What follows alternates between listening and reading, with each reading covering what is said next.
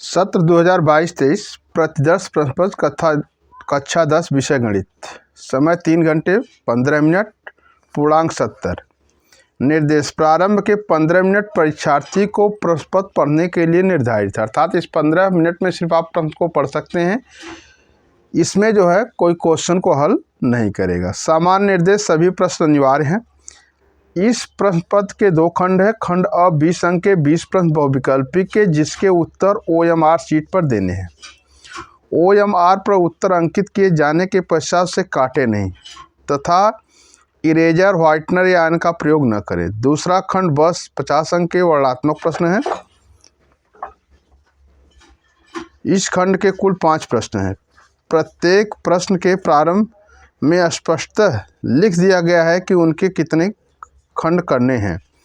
प्रश्नों के अंक उनके सम्मुख अंकित हैं। प्रथम प्रश्न से आरंभ कीजिए और अंत तक करते जाइए, उस पर समय नष्ट मत करिए। खंड बहुविकल्पी प्रश्न देखिए दिया गया है। खंड अ आपका जो है यहाँ बहुविकल्पी स्टार्ट है। खंड बहुविकल्पी प्रश्न स्टार्ट है। बहुविकल्पी प्रश्न, एक परिमेय संख्या का दशमलव प्रसार सदैव होता है। देखिए दशमलव प्रसार शांत अशांत, अर्थात वह कट भी जाएगा पूर्णतया और नहीं भी कटेगा, अर्थात दोनों प्रकार का होता है। तो इसका उत्तर जो आप यहाँ जाएंगे यहाँ पर मिलेगा उपर्युक्त दोनों, यानी पहला दिया गया था शांत, दूसरा दिया गया था अशांत, और दोनों को मिलाकर इसमें जो आपका हो जाएगा उपर्युक्त दोनों। दूसरे क्वेश्चन में कहा गया एक शून्योत्तर परिमेय संख्या और एक अपरिमेय संख्या का गुणनफल क्या होता है। शून्योत्तर परिमेय संख्या का मतलब 1 2 3 4 5 6 7 8 होते हैं, और उसके बाद जो दूसरी संख्या होती है अपरिमेय संख्या, वो कर्डी संख्याएं होती हैं। तो जब कर्डी संख्या में मल्टीप्लाई करेंगे तो उसका उत्तर जो आएगा, आंसर जो आएगा, वो हमेशा अपरिमेय आता है। तो सदैव अपरिमेय संख्या होगा। इसका पहला आंसर सही होगा। पहला पार्ट सदैव अपरिमेय होगा। इसके बाद देखिए रेखाएं दिया गया है। कहा गया है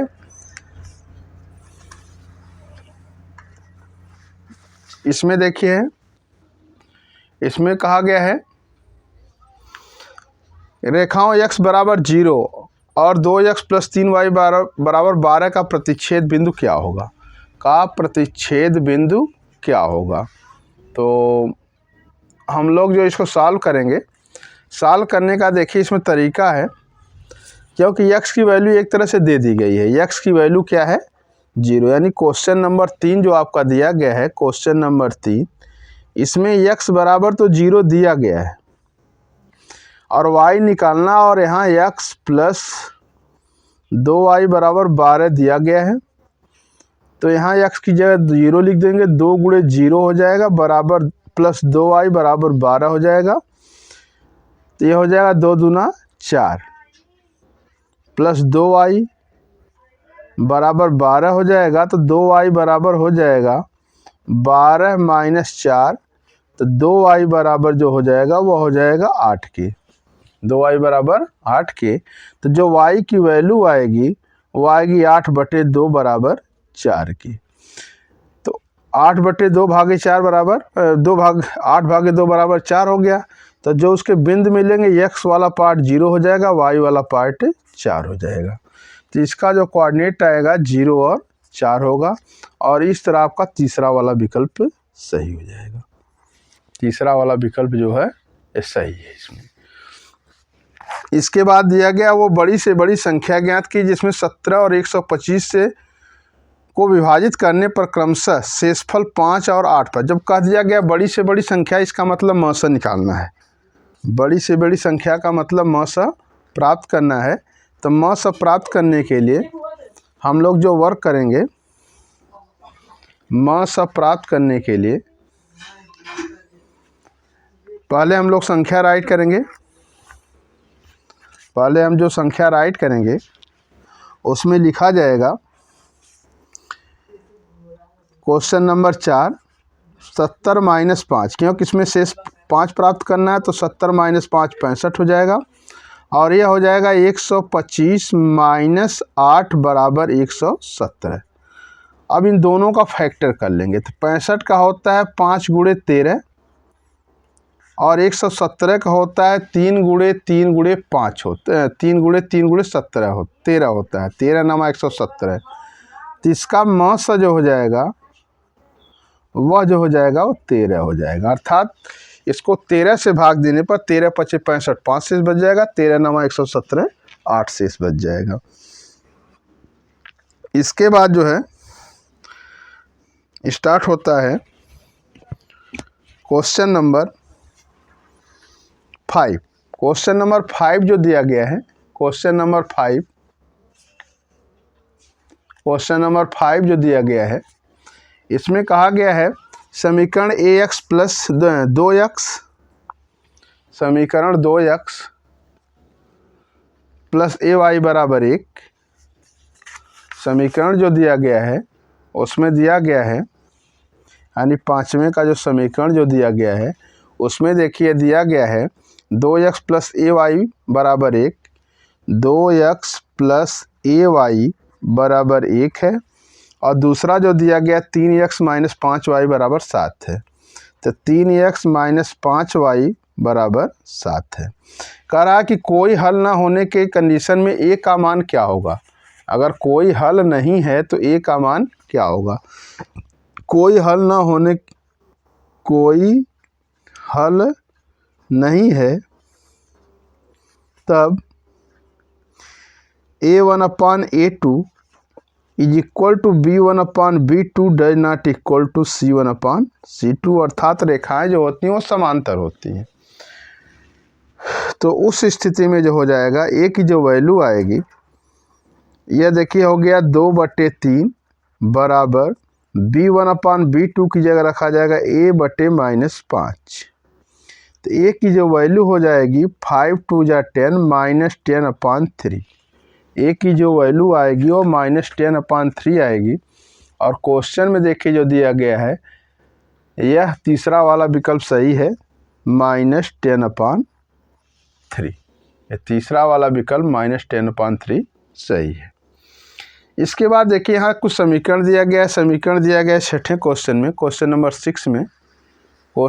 6 में आपका दिया गया है कि द्विघात समीकरण 2x² माइनस 4x प्लस 3 बराबर 0 के बारे में निम्नलिखित कथनों पर विचार कीजिए। दिए गए समीकरण का विविध कर 0 से कम है तो विविध कर निकाल लीजिए, अर्थात इसका विविध कर निकालेंगे। क्वेश्चन नंबर 6 का विविध कर निकालने के लिए d इक्वल टू होता है b² माइनस 4ac। और इसमें जो समीकरण जो दिया गया है वह दिया गया है 2x² minus 4x plus 3, 2x² minus 4x plus 3 equal to 0 दिया गया है, अर्थात यह a है, यह b है और यह c है। तो जब इसमें वैल्यू पुट करेंगे तो d बराबर हो जाएगा, b की वैल्यू -4 है, 4 चौक को 16 माइनस a और c 3 दूना 6, 6 चौके 24 हो जाएगा। a की वैल्यू 3 है, 2 है और c की वैल्यू 3 है, तो 2 तिहाई 6 और 6 चौके 24, और यह माइनस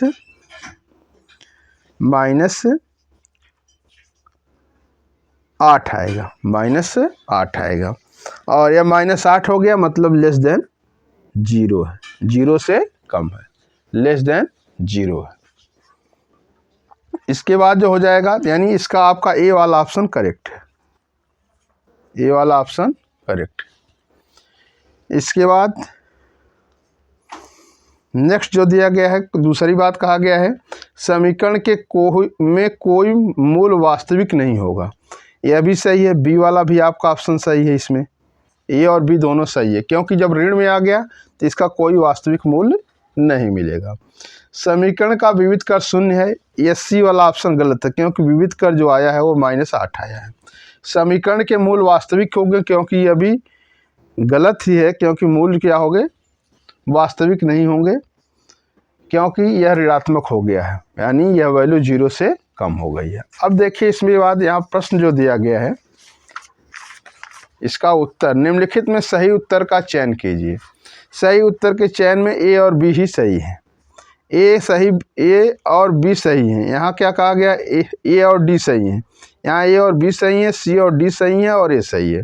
इसमें ए और बी सही है और शेष क्या है, गलत हैं।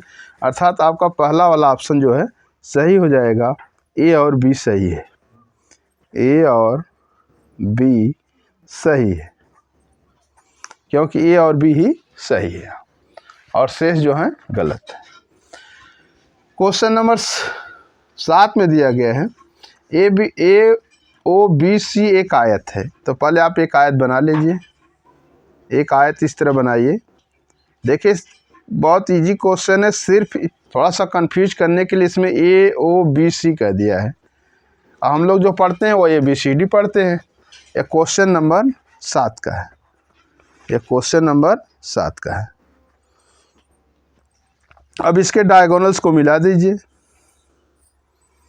और इनके कोऑर्डिनेट जो दिए गए हैं, यह दिया गया 0 3 दिया गया है, इसका 0 3 इसका भी है, 0 3 0 3।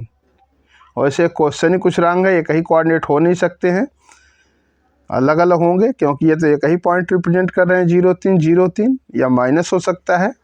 और बी का दिया गया 5 0।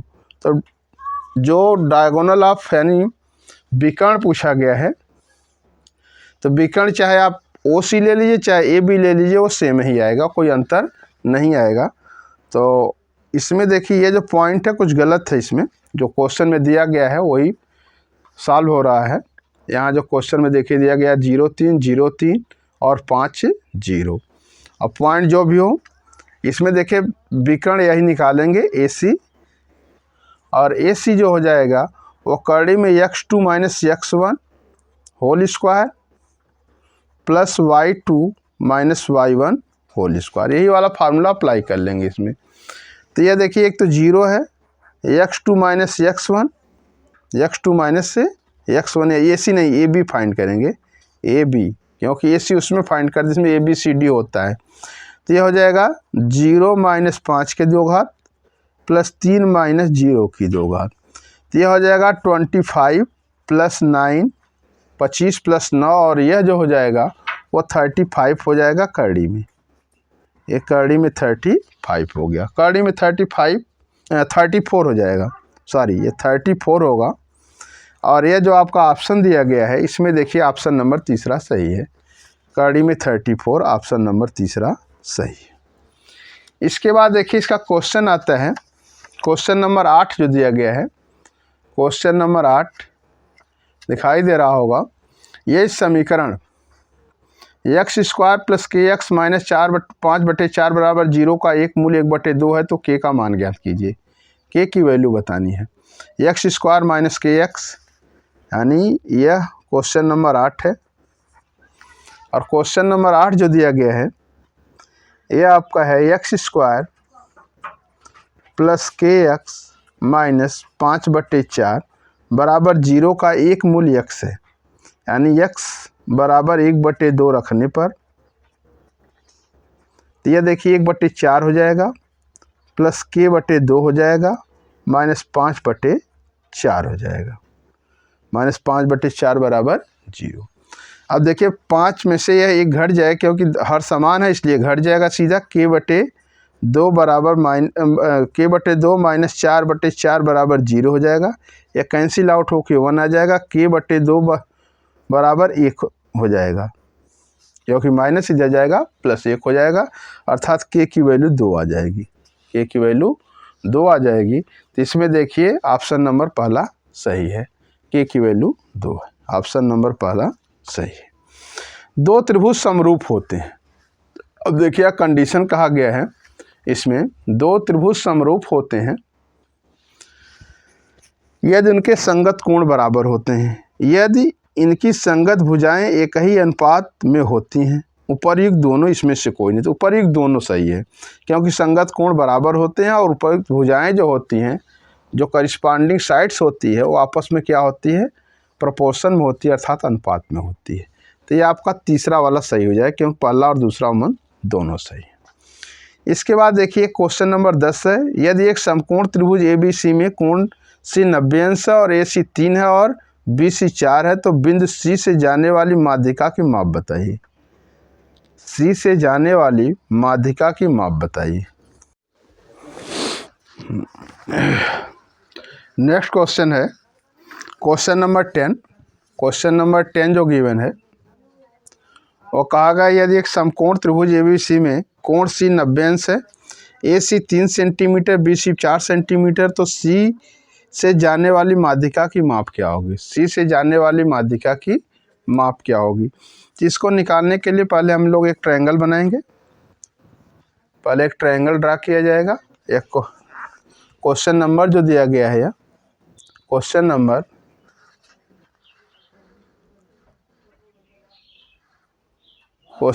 जो दिया गया है,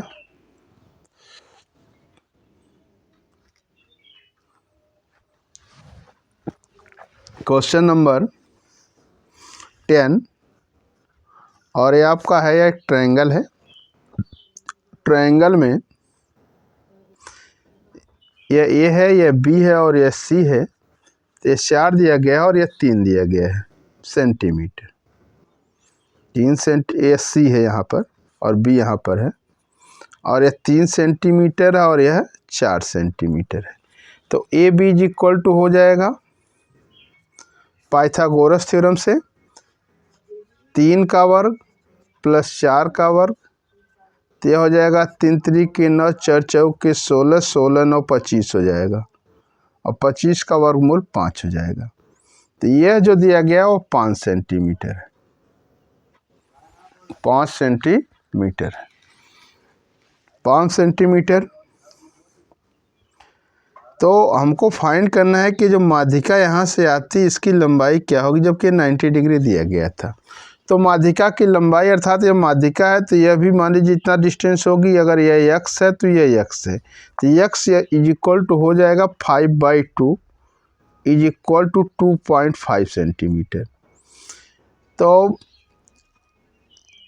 देखा जाए तो यह दोनों त्रिभुज क्या होंगे, समरूप होंगे, क्योंकि यह भुजा इसके बराबर हो गई, यह भुजा कॉमन फॉर बोथ हो गई, और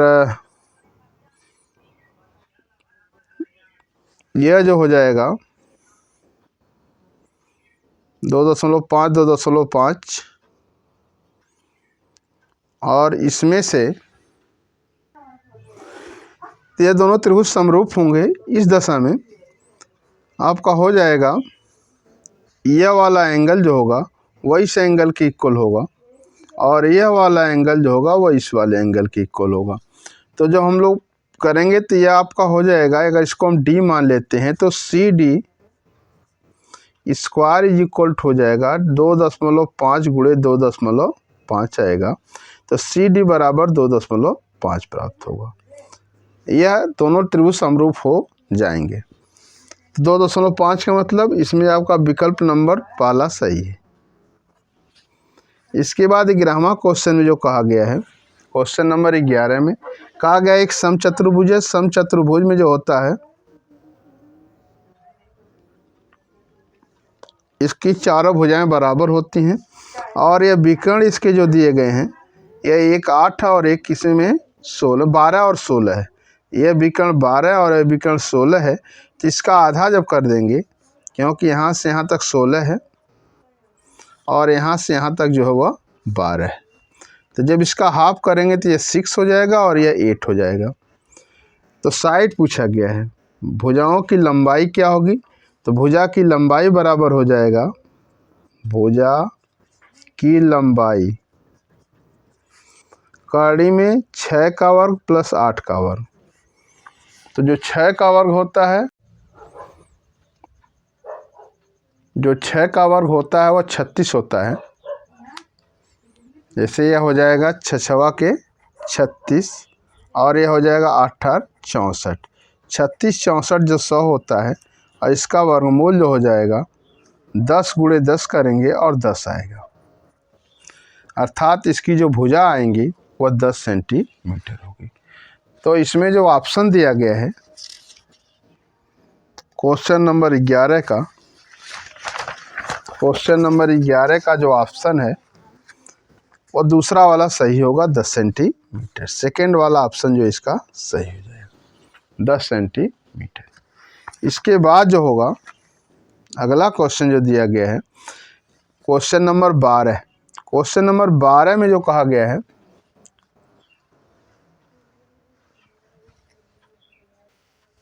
क्वेश्चन नंबर 12 में जो दिया गया है क्वेश्चन नंबर 12 में है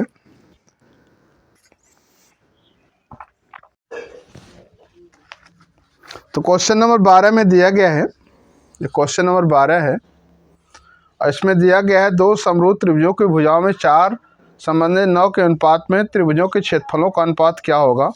तो हमारी भुजाएं x/y हैं तो 4/9 हो जाएंगी। क्षेत्रफलों का अनुपात भुजाओं के वर्गों के अनुपात के बराबर होता है। तो ये 4 चौक के 16, 9 9 81 और इसका चौथा वाला विकल्प जो है यह सही हो जाएगा। यहाँ देखिए 13वां क्वेश्चन में 4 tan थीटा दिया गया, 4 sin theta minus cos theta, 4 sin theta plus cos theta का मान निकालना है। तो पहले हम लोग क्वेश्चन नंबर 12 में जो है क्वेश्चन नंबर 13 ये 4 tan theta is equal to दिया गया है 3। तो tan थीटा जो हो जाएगा tan थीटा की जो वैल्यू हो जाएगी वह हो जाएगी 3/4 और ये ट्रायंगल बनाएंगे तो यह देखिए परपेंडिकुलर अपॉन बेस होता है तो हाइपोटेनियस जो निकल जाएगा वह 3 3 के 9, 4 चौक के 16 और 16 9 25, 25 का वर्गमूल 5 होता है। 25 का वर्गमूल 5 होता है। 25 का वर्गमूल 5 होता है। 25 का वर्गमूल 5 हो गया तो यह 5 आ गया। अब इसके बाद हम लोग निकालेंगे 4 sin theta minus cos theta upon 4 sin theta plus cos theta. यहाँ से वैल्यू रखेंगे, यहाँ लगा दे रहे हैं इसको। यह हो जाएगा sin थीटा 4 गुणे 3/5 माइनस 4/5 भागे 4 गुणे 3/5 प्लस 4/5। देखिए एलसीएम समान है, 4 3 12, 4 3 12 माइनस 4/5 हो गया और यह भी देखिए 4 3 12 प्लस 4/5, 5 5 जो है कैंसिल आउट हो जाएगा। बचा इसमें से 4, यह हो जाएगा 8/16 हो जाएगा अर्थात 1/2 आएगा। 1/2 आएगा और इसका तीसरा ऑप्शन सही है। इसका देखिए 1/2 और तीसरा वाला ऑप्शन जो है वो सही हो जाएगा। तीसरा ऑप्शन सही है।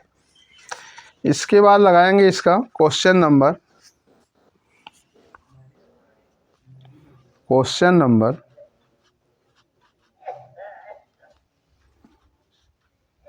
इसका जो क्वेश्चन नंबर है नेक्स्ट वाला, ये क्वेश्चन नंबर 14 दिया गया है। 14 में देखिए ये दिया गया है sin 75/cos 15।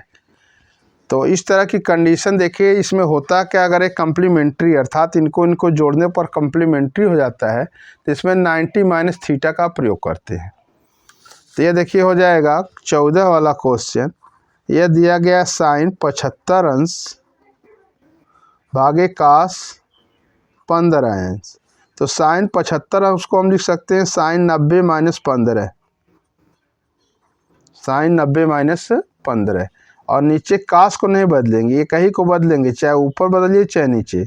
और फार्मूला होता है sin 90 माइनस थीटा होता है cos थीटा अर्थात cos 15 अंश हो जाएगा और cos 15 अपॉन cos 15 और एक कट के क्या आ जाएगा 1 आ जाएगा। तो इसका देखिए ऑप्शन नंबर जो दिया गया है दूसरा वाला सही हो जाएगा। ऑप्शन नंबर सेकेंड इसका जो है सही है। इसके बाद क्वेश्चन नंबर 15 है। कहा गया यदि एक वृत्त के परिमाप वर्ग के परिमाप के बराबर है तो उनके क्षेत्रफलों का अनुपात क्या होगा। तो 15वां देखिए इसमें कहा गया है वृत्त का परिमाप होता है 2πr। वृत्त का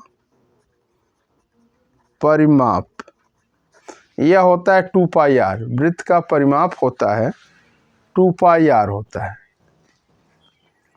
2 पाई आर। और वर्ग का परिमाप होता है भुजा गुणे 4, भुजा गुणे 4। करा दोनों बराबर है अर्थात 4a होता है। तो 4a बराबर हो गया 2 पाई आर के। तो 2 एक का नम 2 दूना 4। तो a की वैल्यू जो हो जाएगी वो हो जाएगा पाई आर अपान 2 हो जाएगी, पाई आर अपान 2 हो जाएगी। तो कह रहा है कि तो उनके क्षेत्रफलों में क्या अनुपात होगा। तो क्षेत्रफल क्या हो जाएगा, हम इसकी रेडियस आर माने हैं तो क्षेत्रफलों में जो अनुपात होगा, क्षेत्रफलों में अनुपात, तो वृत्त का क्षेत्रफल जाता है पाई आर स्क्वायर और जो इसका हो जाएगा भुजा गुणे 4 हो जाएगा, भुजा स्क्वायर हो जाएगा अर्थात पाई का स्क्वायर आर का स्क्वायर अपान 4, 2 दूना 4 हो जाएगा। यह चीज़ हो जाएगा इसका 2 दूना 4 हो जाएगा। अब इसको सिंप्लीफाई करेंगे तो एक पाई से एक पाई कट जाएगा, आर स्क्वायर तो पूरा आर स्क्वायर कैंसिल आउट हो जाएगा, 4 ऊपर जाएगा तो यह हो जाएगा 4/22/7। तो 2 एक का नम 2, 2 एक रहे हम 22 अर्थात 2 दूना 4, 2 एक रहे हम 22, 7 दूना 14/11 होगा, 14/11 आ रहा है। और 14/11 यह ऑप्शन नंबर दूसरा सही है, 14/11 जो है वो ऑप्शन नंबर सेकेंड सही है, 14/11 है इसका, ये इसका है 14/11। फिर कहा गया है 2 गोलों के आयतनों का अनुपात है तो उनके पृष्ठीय क्षेत्रफलों का अनुपात क्या होगा। तो इसके लिए हम लोग जो है नया पेज यूज कर रहे हैं।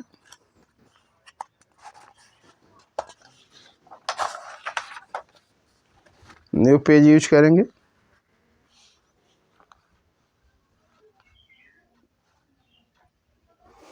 देखिए इसमें कहा गया है इनके क्षेत्रफलों का वक्र पृष्ठों का अनुपात दिया गया है, पृष्ठों का अनुपात, गोलों के आयतनों का अनुपात दिया गया। 16वां क्वेश्चन दिया गया गोले का आयतन 4/3, आयतन को अगर v1/v2 से डिनोट करें तो 4/3 पाई आर क्यूब अपान 4/3 इसका r1 मानिए और इसका r2 मानिए। तो यह कैंसिल आउट हो जाएगा और यह दिया गया है 64/27 अर्थात यह हो जाएगा r1 upon r2 is equal to होता है 4 चौक को 16 चौक को 64 क्यूब रूट निकालेंगे 64/27 का, तो यह आ जाएगा 4/3 अर्थात r1 अपान r2 बराबर 4/3 आ गया। अब इसको जो है क्षेत्रफलों के अनुपात, पृष्ठीय क्षेत्रफलों का अनुपात, क्षेत्रफल को a से डिनोट करते हैं तो a1 अपान a2 हो जाता है 4 pi R square upon 4 pi R square. तो इसका r1 होगा, इसका r2, 4 pi cancel out, r1 upon r2 whole square कर लीजिए इसको। तो यह हो जाएगा 4/3 का होल स्क्वायर अर्थात 16/9, 16:9 हो जाएगा। और 16:9 जो है इसका चौथा ऑप्शन सही हो जाएगा, यह 16:9 हो जाएगा, 16:9 और यह चौथा ऑप्शन इसका सही है। कहा गया 17वां में 1 से 100 तक की धनात्मक विषम संख्याओं का समांतर माध्य क्या की ज्ञात कीजिए। क्वेश्चन नंबर 17 है, कहा गया 1 से 100 तक की धनात्मक संख्याओं का समांतर माध्य निकालिए, धनात्मक संख्याओं का समांतर माध्य निकालिए। तो जो आपकी 1 से 100 तक की संख्याएं चलती हैं, कितनी संख्याएं होती हैं उसका समांतर माध्य निकालना है। जैसे 1 होता है, 3 होता है, विषम संख्याओं का निकालना है, 5 होता है, 7 होता है अर्थात इसका डिफरेंस, और अंतिम संख्या 99 होती है, अंतिम संख्या 99 होती है। तो इसका जब आप लोग ऐड करेंगे, देखिए एडिशन का मेथड जो होता है समांतर माध्य इक्वल टू होता है, तो टोटल नंबर कितना हो गया ये प्राप्त करना होगा। तो टोटल नंबर के लिए आपका L इज इक्वल टू होता है A plus N minus 1 into D. तो 99 1 plus N minus 1 into D, N ही तो हमको फाइंड करना और D आपका दिया गया है 2 है। ये इसमें से घट जाएगा 98 आ जाएगा बराबर N माइनस 1 गुणे 2 हो जाएगा। तो N माइनस 1 बराबर 98 भागे 2, तो यह हो जाएगा 49 हो जाएगा। और n बराबर क्या हो जाएगा 49 प्लस 1 बराबर 50 हो जाएगा, यानी कुल संख्या 50 है। और इसका योगफल निकालेंगे, यस 50। ये समांतर श्रेणी है, समांतर श्रेणी पढ़ाई जाती है हाई स्कूल में, NCERT में है। तो 50/2 हो गया और ये हो जाएगा 2a, तो 2 हो जाएगा क्योंकि ये की वैल्यू 1 है, प्लस 49 गुणे 2। तो 2 देखिए कॉमन ले लीजिए, इसको काट दीजिए, हो जाएगा 50 और 2 निकल के कट गया तो 1 प्लस 49 अर्थात 50 गुणे 50 हो गया। 50 गुणे 50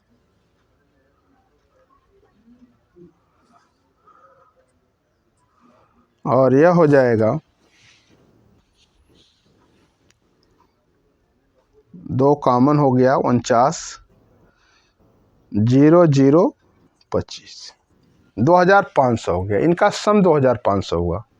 तो समांतर माध्य जो होगा, समांतर माध्य बराबर यस 50/50 अर्थात 2500 भागे 50 तो बराबर आ जाएगा 50। इसका समांतर माध्य क्या आएगा 50 आएगा।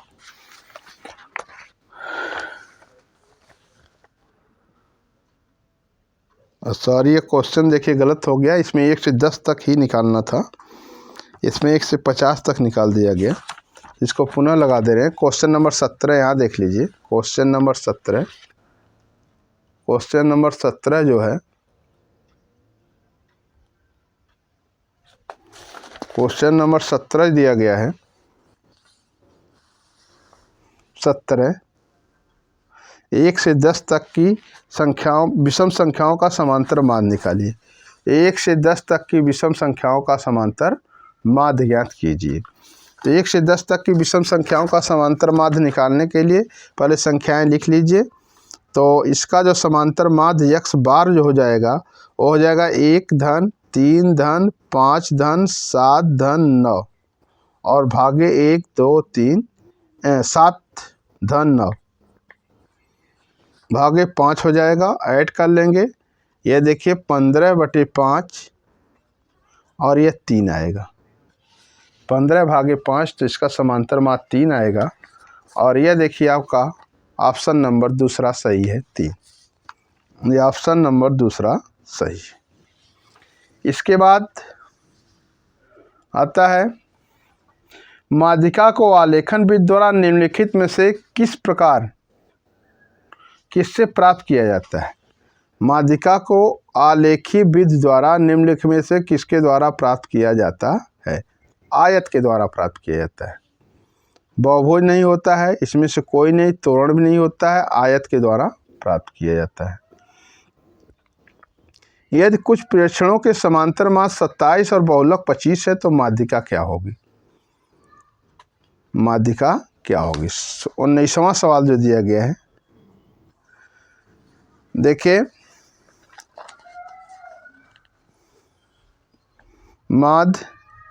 माध्यिका और बहुलक, तो देखिए इसको एक फार्मूला होता है, इसको लिखते हैं 3 - 2 बराबर, यहाँ बराबर थोड़ा दूरी बनाएंगे 1। एक फार्मूला होता है, अर्थात 3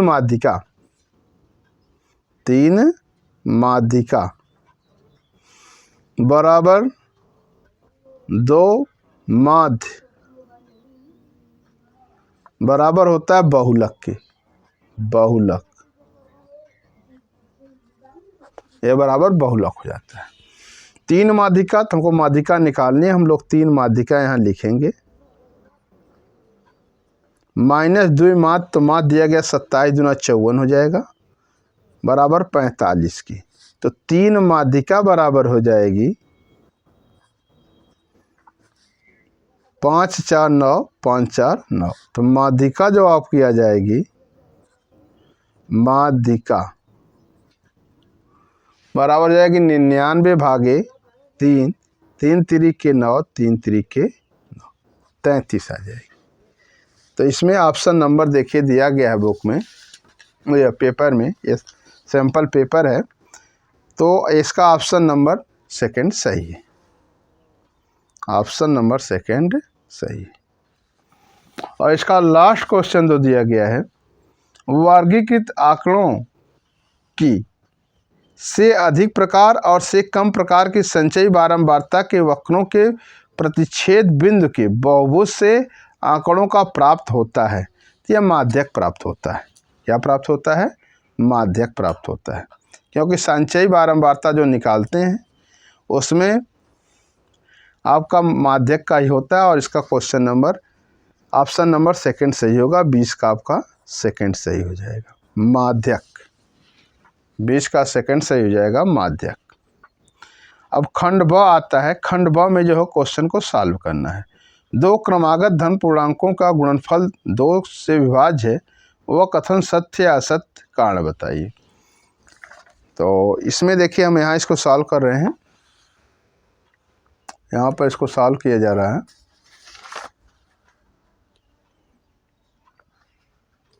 यह है, देखिए इसमें कहा गया है कि 2 क्रमागत धनात्मक पूर्णांकों का गुणनफल 2 से विभाज्य है, क्योंकि 2 क्रमागत सम संख्याओं में एक कथन सत्य या असत्य है, यानी खंड ब है। और खंड ब का यह पहला क्वेश्चन है, पहले का क है। देखेंगे सत्य है, सत्य है, क्योंकि 2 क्रमागत संख्याओं में एक सम संख्या होती है। 2 क्रमागत संख्याओं में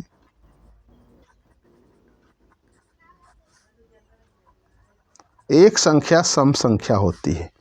एक संख्या सम संख्या अवश्य होती है, अवश्य होती है। एक संख्या सम संख्या अवश्य होती है। जब एक सम हो जाएगा तो कट जाएगा वो। इसके बाद देखिए आगे वाले क्वेश्चन में जो कहा गया है, वो काट की वैल्यू दिया गया है। क्वेश्चन नंबर नेक्स्ट में देखिए दिया गया है, यहाँ दिया गया है। क्वेश्चन नंबर ख में है काट 7/8, काट थीटा 7/8, तो इसकी वैल्यू निकालिए। एनसीईआरटी का क्वेश्चन है, एनसीईआरटी बुक में ये क्वेश्चन दिया गया है। तो इसमें आप लिखेंगे क्वेश्चन नंबर जो पहला है ख है, इसका क्वेश्चन नंबर ख। पहले ट्रायंगल बनाएंगे और आपका काट थीटा दिया गया है। काट थीटा इज इक्वल टू 7/8, अर्थात ये 7 है और ये 8 है, तो हाइपोटेनियस जो निकल जाएगा वो 49 + 64, तो ये हो जाएगा 3 हो जाएगा और 113 आ जाएगा, 113 आ जाएगा। रूट से बाहर आएगा नहीं, रूट में रहने दिया जाएगा। उसको पूछा गया है 1 + sin theta upon 1 - sin 1 + cos theta, और 1 + sin theta 1 - sin theta upon 1 - cos theta. तो इसका सीधा सीधा हम लोग निकाल लेंगे। ये a + b a - b का फार्मूला, तो 1 - sin स्क्वायर थीटा हो गया, और ये हो जाएगा 1 - cos स्क्वायर थीटा।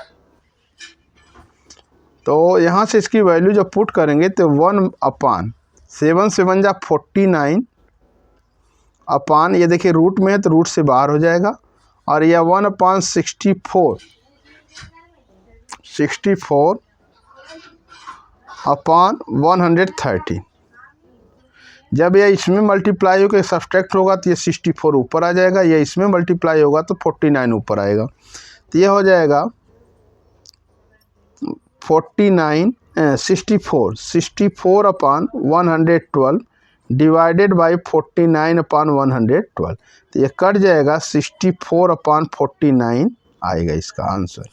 इसका आंसर यही होगा 64 upon 49, 64 upon 49। Next question number ग देखिए दिया गया है। कहा गया है एक शंक्वाकार बर्तन जिसका आंतरिक व्यास 10 सेंटीमीटर, ऊंचाई 24 सेंटीमीटर पानी से भरा है। पानी को एक बेलनाकार बर्तन जिसका आंतरिक व्यास 20 सेंटीमीटर डाला जाता है तो पात्र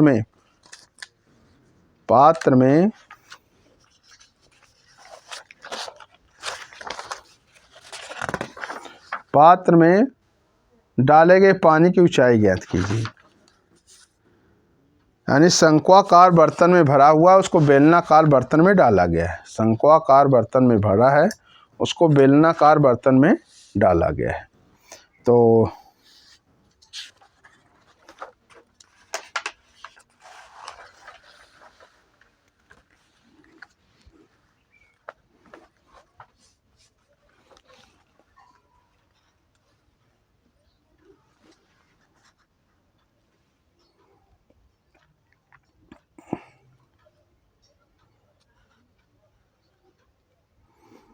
देखिए अगला क्वेश्चन नंबर ग है। क्वेश्चन नंबर ग जो दिया गया है, आंतरिक व्यास यानी एक शंक्वाकार बर्तन है, इस शेप का है, और एक बेलनाकार बर्तन है वह इस शेप का है। तो यह पानी इसमें डाल दिया जाता है। तो इसकी ऊंचाई जो दिया गया है वह दिया गया है 24 और व्यास दिया गया है सेंटीमीटर है, और व्यास दिया गया है 10 सेंटीमीटर, और इसका जो सिर्फ व्यास दिया गया है 20 सेंटीमीटर। इसकी ऊंचाई h लिखेंगे। शंख की ऊंचाई, शंक्वाकार बर्तन की ऊंचाई, शंक्वाकार बर्तन की ऊंचाई, बर्तन की ऊंचाई 24 सेंटीमीटर। शंक्वाकार बर्तन की त्रिज्या 10/2 बराबर 5 सेंटीमीटर। तो शंक्वाकार बर्तन का आयतन, शंक्वाकार बर्तन का आयतन यह हो जाएगा 1/3 पाई आर स्क्वायर, मतलब 25 और h 8 है। इसको वहीं करके छोड़ दें क्योंकि इससे कंपेयर करेंगे तो पाई वगैरह कैंसिल आउट हो जाएंगे।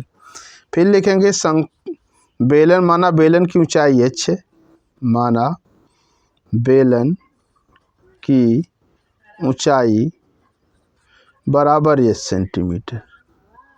बेलन की त्रिज्या, बेलन की त्रिज्या बराबर 20/2 इज इक्वल टू 10 सेंटीमीटर। तो बेलन का आयतन, बेलन का आयतन, बेलन का जो आयतन होगा वह होता है पाई आर स्क्वायर h, मतलब 10 × 100 पाई h। प्रश्नानुसार ये दोनों आपस में इक्वल होंगे, तो यह हो जाएगा 1/3 गुणे पाई, 1/3 गुणे पाई गुणे 25 बराबर 100 गुणे पाई गुणे h। तो पाई से पाई कैंसिल आउट हो जाएगा। h बराबर हो जाएगा 1/3 भागे 100 गुणे 25। 25 से कम 25 चौके 100, 4 × 3 = 12। 4 3 12।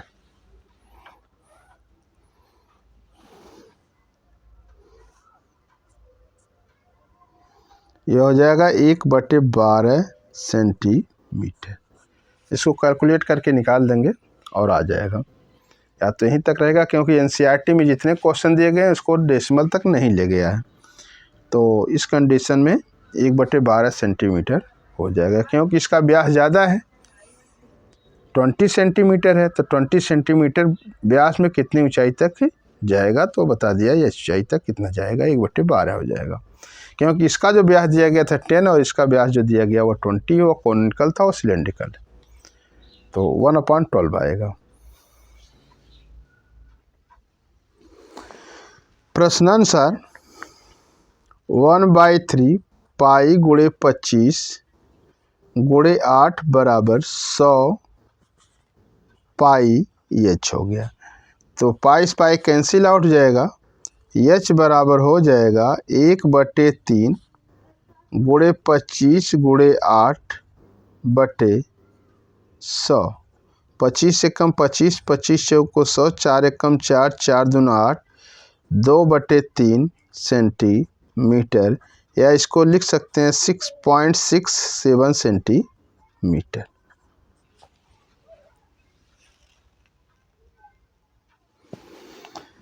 इसके बाद देखिए क्वेश्चन नंबर 6 दिया गया है, आंकड़ों का समांतर माध्य ज्ञात कीजिए। घ वाले में क्वेश्चन नंबर घ है, इसका समांतर माध्य निकालना है घ का।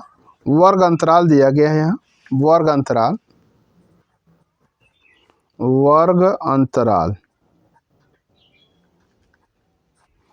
यह है 10 से 20, 20 से 30, 30 से 40, 40 से 50, 50 से 60, 60 से 70। और बारंबारता जो दी गई है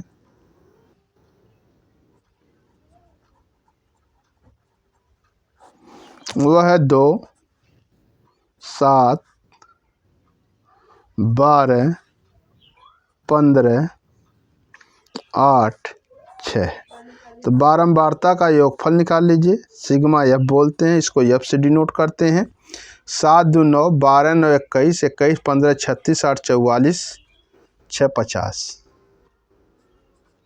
8 से 14 15 29, 12 41, 9 50।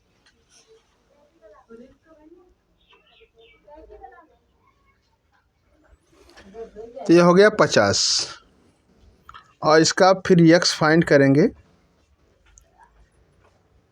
यक्स फाइंड करने के लिए दोनों को जोड़ के अपन 2 करते हैं, तो ये हो जाएगा 30, 30 का आधा 15 हो गया, ये 50 का आधा 25 हो गया, और ये 25 और यह हो जाएगा 35 हो जाएगा, और यह 45 हो जाएगा, और यह 50 होगा, और यह 55 होगा, और यह 65 होगा। तो इसमें एज्यूम मीन मान लेंगे। एज्यूम मीन मतलब कल्पित माध्य, कल्पित माध्य ए बराबर मान लेंगे इसमें 1 2 3, 1 2 3, तो 2 मिल रहे हैं, तो 45 वाले को मान ले रहे हैं 45। तो जब इसमें से डी फाइंड करेंगे तो यक्स माइनस ए होगा, इसमें से सब्ट्रैक्ट करेंगे तो यह -30 आएगा, फिर -20 आएगा, -10 आएगा, 0 आएगा, 10 आएगा और 20 आएगा। सिग्मा एफ डी फाइंड करेंगे इसका, एफ डी यानी एफ को डी से मल्टीप्लाई करेंगे तो -60 हो जाएगा, -140 हो जाएगा, यह हो जाएगा -120 हो जाएगा, 0 0 0 हो जाएगा, यह 80 हो जाएगा, और यह 120 हो जाएगा। तो यह जो आप फाइंड करेंगे सिग्मा एफ डी फाइंड करेंगे। तो 120 से 120 कट गया, अभी 60 घट गया तो 20 आ गया, 140 में से 20 घटाएंगे तो -120 आ जाएगा। तो समांतर माध्य यक्स बार जो होता है वो होता है A plus sigma F D upon sigma F. A आपका हो जाएगा 45 माइनस 120/50, ये कट जाएगा, तो यह हो जाएगा 45 माइनस 5 दूना 10, 5 चौक 20, और ये घटा देंगे। इसको घटाने के बाद ये आएगा, ये हो जाएगा 6, 2, 4, यानी 42.6 इसका समांतर माध्य आएगा। ये अगला क्वेश्चन, यह तोघा वाला क्वेश्चन पीछे लगा था, वर्गांताले आंकड़े दिए गए थे। अंग्या वाला दिया गया है, बिंदु -4, 6 बिंदु इतने और इतने को जोड़ने वाले रेखाखंड को किस अनुपात में विभाजित करता है। तो ये अनुपात में किस अनुपात में विभाजित करता है, अनुपात बताना है। तो अनुपात में विभाजित करने का जो फार्मूला होता है, यानी यह क्वेश्चन नंबर अंग्या वाला है, क्वेश्चन नंबर अंग्या इसमें यूज होगा। अंग्या यह हो जाएगा, किस अनुपात में विभाजित करेगा। तो इसके लिए जो हम लोग वर्क करेंगे, यह होता है mx2 प्लस nx1 अपान m प्लस n होता है, और यह my2 प्लस ny1 अपान m प्लस n होता है। ये जो पॉइंट दिया गया है और यह p होता है, यानी ये x और y होता है। इसमें एक्स वाई वाला पार्ट जो दिया गया है, एक्स वाई, ये पार्ट दिया गया -4 और 6 के दिया गया है। और इसमें x1 y1 वाला जो पार्ट है, ये आपका है a -6 और 10 है। और x2 y2 का जो पार्ट दिया गया है, वो आपका है b 3 - 8 है। हमको m रेशियो n फाइंड करना है।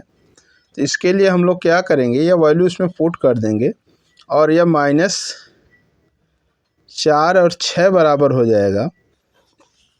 यह हो जाएगा mx2। mx2 का मतलब यहाँ है 3m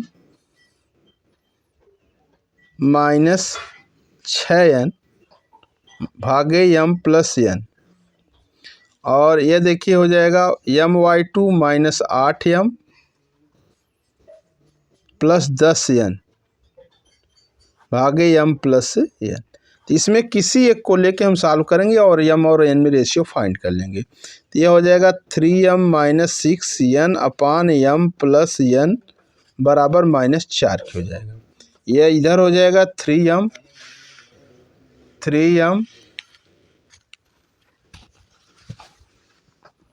यह हो जाएगा 3m माइनस 6n बराबर -4m - 4n के हो जाएगा। तो यह इधर आके जुड़ जाएगा, 4 3 7m हो जाएगा, और यह इधर आएगा तो ये घटेगा, बराबर 2n हो जाएगा। तो m/n बराबर 2/7 हो जाएगा। तो m रेशियो n बराबर 2/7 होगा।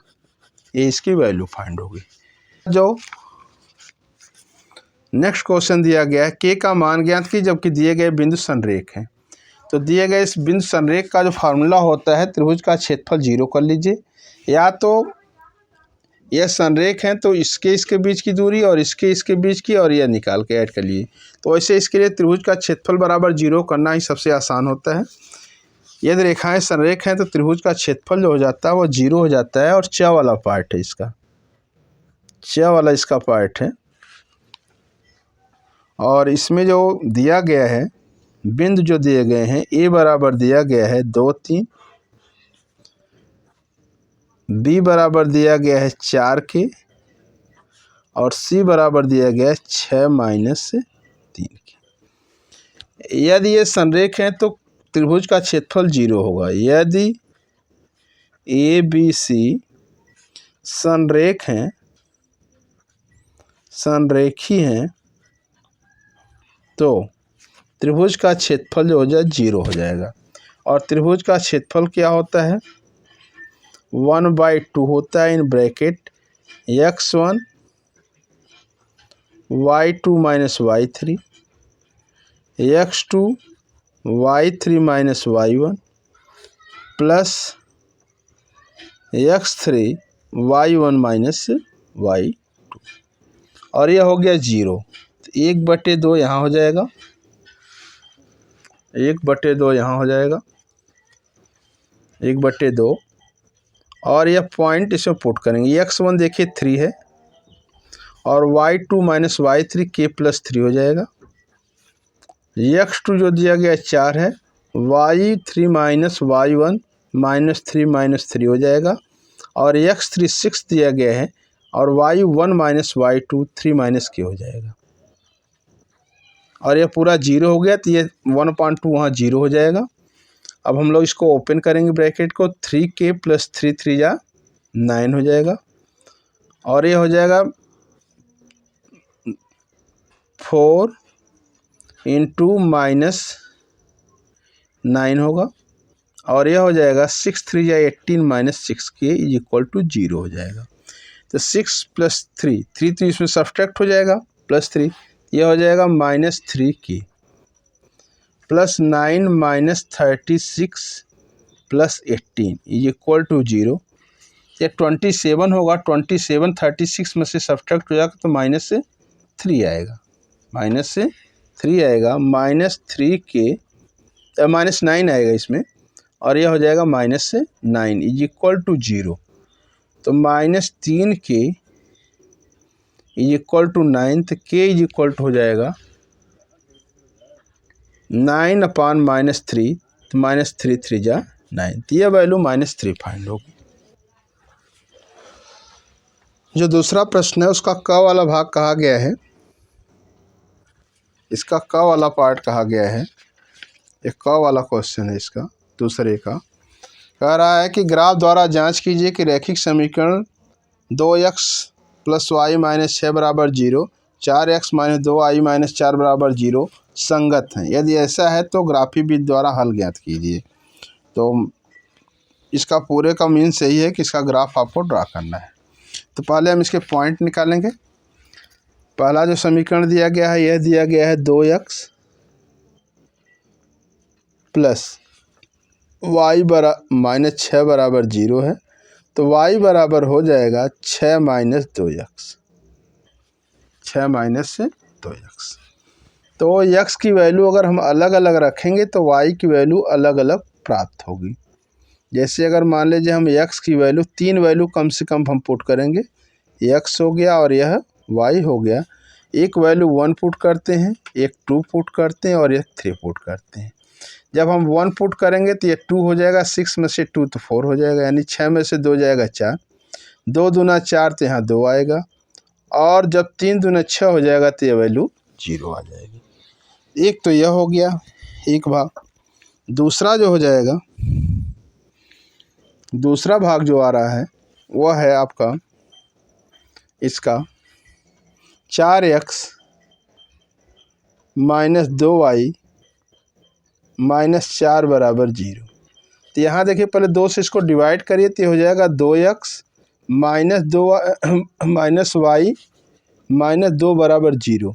तो y बराबर हो जाएगा 2 माइनस x, 2x माइनस 2 हो जाएगा। y बराबर 2x माइनस से 2। इसमें भी हम वही ग्राफ इसका फाइंड करेंगे, 3 पॉइंट इसमें भी कम से कम फाइंड करेंगे। और जनरली हम लोग वही पॉइंट रख देते हैं जो ए वाले में होते हैं, पहले वाले इक्वेशन में। जैसे 1 2 3 इसमें रख दें, 1 2 3। तो 1 रखोगे तो 2 माइनस 2 0 हो जाएगा, 2 2 जा 4 तो 2 आ जाएगा। और 3 2 जा 6 2 आ जाएगा तो 4 आ जाएगा। तो एक तरह से देखिए आप प्रतिच्छेद बिंदु मिल गया इसका। तो यानी कहा गया है कि संगत हैं तो संगत हो जाएंगी, क्योंकि उसका जो है बिंदु एक जो कॉमन मिल गया है। तो ग्राफ कैसे ड्रा करेंगे, मान लीजिए एग्जाम में ग्राफ मिलता है तो ठीक है, नहीं मिलता है तो ग्राफ ड्रा करने का सबसे आसान तरीका है कि आप जो है इस तरह ग्राफ अपने से ड्रा कर सकते हैं। ये लाइन पूरी ड्रा कर लीजिए, ये लाइन पूरी ड्रा करेंगे और वो जो पॉइंट है इसमें पुट करेंगे। पहले लाइन हमने ड्रा किया और एक लाइन इधर से ड्रा कर लेंगे। और हमने ज़्यादा बड़े पॉइंट नहीं लिए, इसलिए 4 5 में हो जाएगा काम, इसलिए यहाँ तक हमने इसको ड्रा कर लिया। और ये आपका होता है वाई वाई एक्सिस होता है, वाई वाई डैश, यहाँ तक इसको कर लीजिए, वाई वाई डैश होता है। और यह जो होता है वह एक्स एक्स डैश होता है, वाई वाई डैश और एक्स एक्स डैश होता है। अब इसको हम लोग इक्वल पार्ट में डिवाइड कर लेंगे। देखिए इक्वल पार्ट हो गया 1 2 3 4 5। किसी का निगेटिव नहीं आया है, लेकिन हम लोग निगेटिव तक ड्रा कर लेंगे क्योंकि वैल्यू निगेटिव भी आ सकती है। अधिक से अधिक 4 तक है तो 4 क्या हम लोग 5 तक ड्रा कर ले रहे हैं। इधर भी हो जाएगा 5 ऊपर 5 नीचे कर लीजिए। 1 2 3 4 5 1 2 3 4 और एक और बढ़ा सकते हैं, 5 कर सकते हैं, कोई दिक्कत नहीं है इसमें। एक यहाँ 5 कर लिए क्योंकि हमको 4 ही तक की ज़रूरत है, 5 की कोई ज़रूरत है नहीं। यहाँ लिखेंगे 1 2 3 4 5 6 और 1 -1 -2 -3 -4 -5। यह 1 2 3 4 5 हो गया। और यह -1 -2 -3 -4 -5। ग्राफ ड्रा करने के लिए हम लोग पॉइंट यूज करेंगे। देखिए पहला वाला जो पॉइंट निकला हुआ है यह है 1 4 2 2 3 0। 1 पर 4 है, हम लोग पैरेलल लाइन ड्रा करते हैं। इसको यहाँ लगा दीजिए क्योंकि यहाँ ऊपर वाला ही ग्राफ आएगा। 1 पर 4 और ये लाइन इसके पैरेलल ही है। 1 पर 4 है, 1 पर 4 है, यहाँ पर मिलेगा 1 पर 4 है। 2 पर 2 है, 2 पर 2 है। इस तरह हम लोग इसको ड्रा भी कर लेंगे क्योंकि अभी हमको लाइन ड्रा करनी होगी।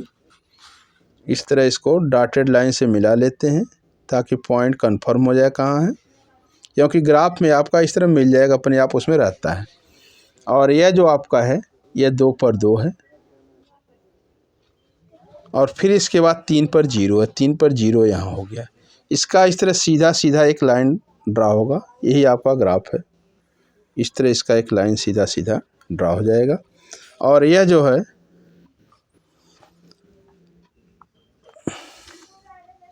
किसका ग्राफ है, यह जो दिया गया है यह 2x + y 2x यहाँ लिख देंगे 2x + y - 6 = 0 का ग्राफ है।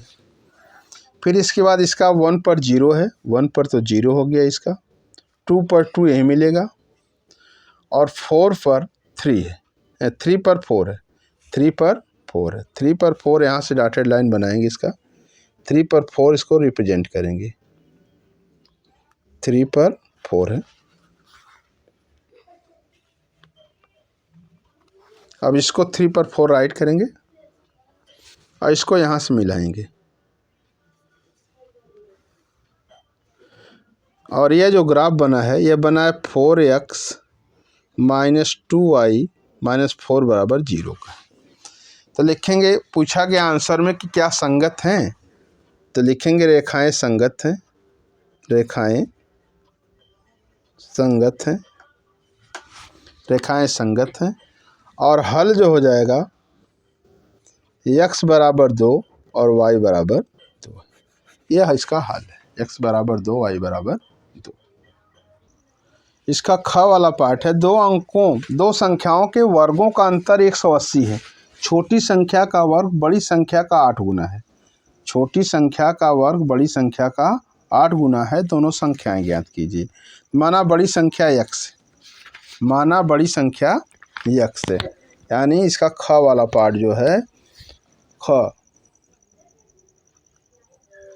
माना बड़ी संख्या x, माना बड़ी संख्या बराबर x। तो बड़ी संख्या का वर्ग, तो बड़ी संख्या का वर्ग बड़ी संख्या का वर्ग बराबर x²। और छोटी संख्या का वर्ग, छोटी संख्या का वर्ग बराबर बड़ी संख्या का 8 गुना। ये छोटी संख्या का वर्ग है। प्रश्नानुसार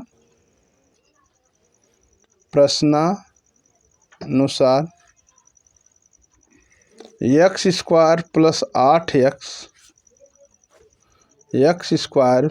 8x बराबर 180, अर्थात एक्स स्क्वायर प्लस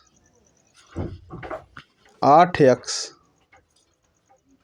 माइनस 180 बराबर 0। इसका फैक्टर करेंगे तो यह हो जाएगा, इसका फैक्टर कर लेंगे हम 80 180, 2 से काटेंगे 90, 2 से काटेंगे 45 और फिर 3 से काटेंगे तो 15 आ जाएगा और फिर 3 से काटेंगे तो 5 आएगा। अब इस फैक्टर को ऐसा सेट करते हैं कि वो आपका 8 आए। तो देखिए हो जाएगा 3 3 9 दूनी 18, 18 में से 5 दूना 10 घटाएंगे तो आ जाएगा, वो फैक्टर हो जाएगा। तो यह हो जाएगा एक्स स्क्वायर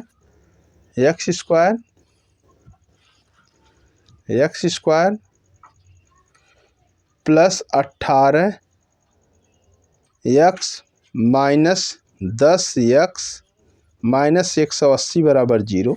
एक्स कामन ले लेंगे तो एक्स प्लस 18 हो जाएगा और माइनस 10 कामन ले लेंगे तो यह हो जाएगा एक्स प्लस 18, और जब एक्स प्लस 18 कामन ले लेंगे तो यह जो हो जाएगा एक्स माइनस 10 बराबर 0। तो ऋण वाली वैल्यू होगी नहीं, ऋण वाली वैल्यू ली नहीं जाएगी, क्योंकि उसे ऋण भी हो सकता है, क्योंकि ऋण और धन दोनों कहा गया है। दो संख्याओं के वर्गों का अंतर छोटी, तो दोनों संख्याएं ज्ञात की तो उसमें ऋणात्मक और धनात्मक दोनों लिए जा सकते हैं। तो आपका x बराबर -18 आएगा और एक x बराबर 10 आएगा। x बराबर 10। तो कहा गया दोनों संख्याएं बताइए। तो देखिए हमने बड़ी संख्या माना है -18, तो 18 बटे 1 से 44 हो जाएगा। दूसरी संख्या वर्ग होगा तो उसका स्क्वायर रूट लेना पड़ेगा। तो एक संख्या जो 10 होगी, दूसरी संख्या क्या होगी 10 होगी। तो बड़ी संख्या जो 10 हो गई तो छोटी संख्या जो हो जाएगी, जब बड़ी संख्या 100 माइनस 18 होगी, बड़ी संख्या जब -18 होगी तो छोटी संख्या हो जाएगी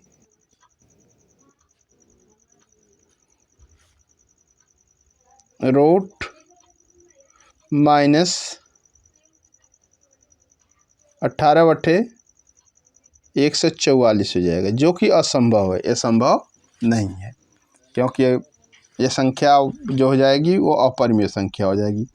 अपरिमेय संख्या नहीं, ये इमेजिनरी नंबर, काल्पनिक संख्या हो जाएगी, तो इसको लिया नहीं जाएगा। बड़ी संख्या होगी वह हो जाएगी, यहाँ लिख देते हैं हम इसको, बड़ी संख्या को ऊपर। बड़ी संख्या जो हो जाएगी 10 होगी, तो छोटी संख्या जो होगी यह हो जाएगी करड़ी में 10 बटे 80, 16 25 80 होता है, 4 करड़ी में 5 हो जाएगी। छोटी संख्या यह और बड़ी संख्या यह हो जाएगी। तो इनके वर्गों को जोड़ेंगे तो यह चीज़ प्राप्त होगी, 180 हो जाएगा वो। इसका देखिए जो ग वाला क्वेश्चन दिया गया है, ग वाला जो है क्वेश्चन नंबर ग, कहा गया 4 सेंटीमीटर त्रिज्या के एक वृत्त पर 6 सेंटीमीटर त्रिज्या के एक सकेंद्री वृत्त के किसी बिंदु से एक स्पर्श रेखा की रचना कीजिए और उसकी लंबाई ज्ञात कीजिए।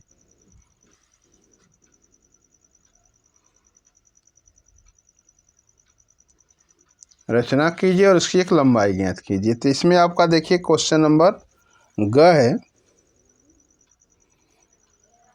एक 4 सेंटीमीटर त्रिज्या का वृत्त खींचेंगे और एक 6 सेंटीमीटर का, और उस पर स्पर्श रेखा बनाएंगे। ये देखिए 4 सेंटीमीटर त्रिज्या का है, यानी इसमें रचना करने के लिए कहा गया है। तो आप लोग एक बार 4 सेंटीमीटर का सेंटर लीजिएगा रेडियस, और एक बार 6 की रेडियस, और इस पर आप लोग स्पर्श रेखा ड्रा करना है कि इस तरह का होगा। ये 4 सेंटीमीटर त्रिज्या का और यह 6 सेंटीमीटर। स्पर्श रेखा, किसी बिंदु से एक स्पर्श रेखा की एक सकेंद्रीय बिंदु 4 सेंटीमीटर बिंदु से सकेंद्रीय बिंदु से एक उसकी लंबाई ज्ञात कीजिए। यानी इस तरह इसको इस तरह ड्रा करना है और इसकी लंबाई बताना है। ये मान लीजिए ए है, यह बी है और यह सी है। तो जब हम यहाँ से इस पर परपेंडिकुलर डालते हैं तो यह इक्वल पार्ट में डिवाइड करता है। तो यह यहाँ हो जाएगा और यह यहाँ हो जाएगा। तो ये लंबाई बतानी, ये आपका जो दिया गया वह 6 है और ये आपका 4 है। तो लंबाई बतानी है तो पहले हम लोग ए बी निकालेंगे। A B is equal to करड़ी में 6 छवा के 36, 4 चौक को 16, तो ये करड़ी में 20 आ गया और 20 का मतलब 2 करड़ी में 5। तो आपका ए सी जो हो जाएगा ये हो जाएगा 2 ए बी हो जाएगा, अर्थात 2 गुणे 2 करड़ी में 5 बराबर 10 करड़ी में 5 हो जाएगा। 10 करड़ी में 5 हो जाएगी इसकी वैल्यू। इसकी वैल्यू जो आएगी वह 10 करड़ी में 5 हो जाएगी। फिर घ वाला क्वेश्चन देखिए, कहा गया है घ वाले क्वेश्चन में 2 खंभों जिसकी ऊंचाइयां 6 मीटर और 11 मीटर हैं तथा उनके समतल भूमि पर खड़े, यदि उनके पाद बिंदुओं के बीच की दूरी 12 मीटर तो उनके सिरों के बीच की दूरी को ज्ञात कीजिए। जैसे यह दिया गया है, यह 6 मीटर का है और यह 11 मीटर का है। 6 मीटर और 11 मीटर के हैं। इनकी अब बिंदुओं के बीच की दूरी 12 है और यह जो दिया गया वो 6 मीटर का है और यह जो 11 मीटर का है। तो यह जो दूरी दी गई है वो 12 है, तो यहाँ से यहाँ तक की जो दूरी आएगी वो आ जाएगी 5 मीटर आ जाएगी। ये टोटल जो है 11 है। तो इसको जब मिलाएंगे तो उनके शीर्षों के बीच की दूरी, तो यह हो गया A B C D E. तो आपका हो जाएगा A B is equal to 11 minus 6 बराबर 5 मीटर, 5 मीटर। और यह जो हो जाएगा E D is equal to B C is equal to 12 metre आ जाएगा।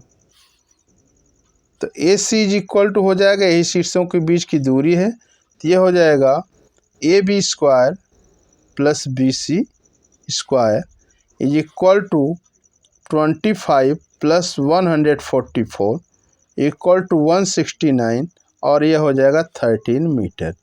इनके शीर्षों के बीच की दूरी क्या हो जाएगी? शीर्षों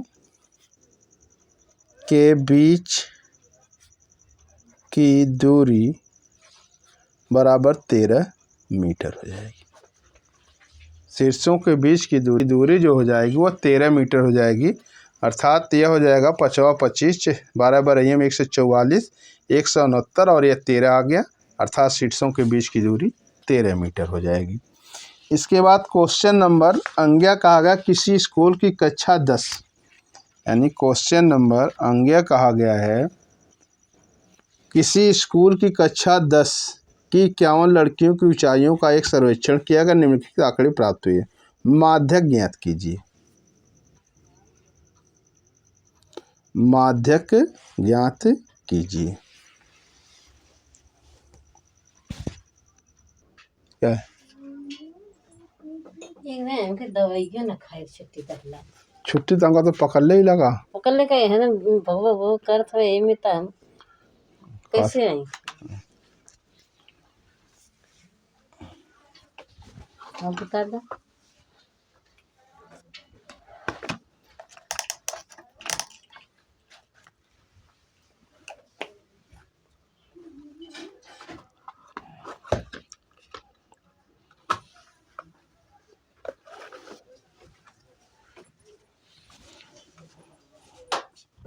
याद कर दो तो पढ़ा अब पढ़ी लगा पढ़ा।